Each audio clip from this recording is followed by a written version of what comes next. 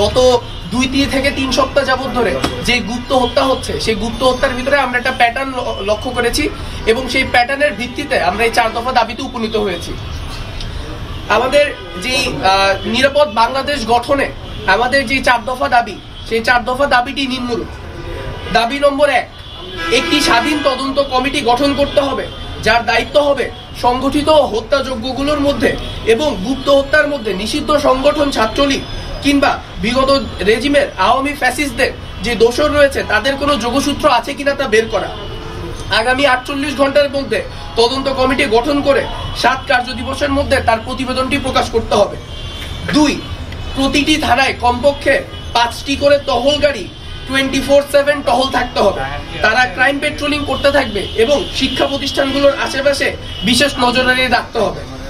3, প্রতিটি ওয়ার্ডের গুরুত্বপূর্ণ সংযোগস্থলে কমপক্ষে 4 সদস্য বিশিষ্ট নন লিথাল ওয়েপনধারী একটি প্লাটুন বা টিম নিযুক্ত করতে হবে।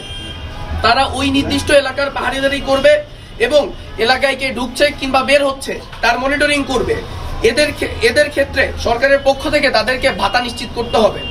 4, বাংলাদেশ ছাত্রলীগকে নিষিদ্ধকরণের পরও এই জঙ্গি সংগঠনের সাথে সংশ্লিষ্ট অনলাইনে ও ময়দানে সক্রিয় সকল নেতা কর্মীদেরকে এবং তাদের সহযোগীদেরকে নির্মূল করার জন্য স্বরাষ্ট্র মন্ত্রণালয়ের অধীনে একটি টাস্কফোর্স গঠন করতে হবে। এই টাস্কফোর্সের কার্যক্রমকে বেগবান করতে রাষ্ট্রের সকল গোয়েন্দা সংস্থাকে তৎপরতা বৃদ্ধি করতে হবে এবং তাদেরকে এখানে তৎপর ভূমিকা পালন করতে হবে।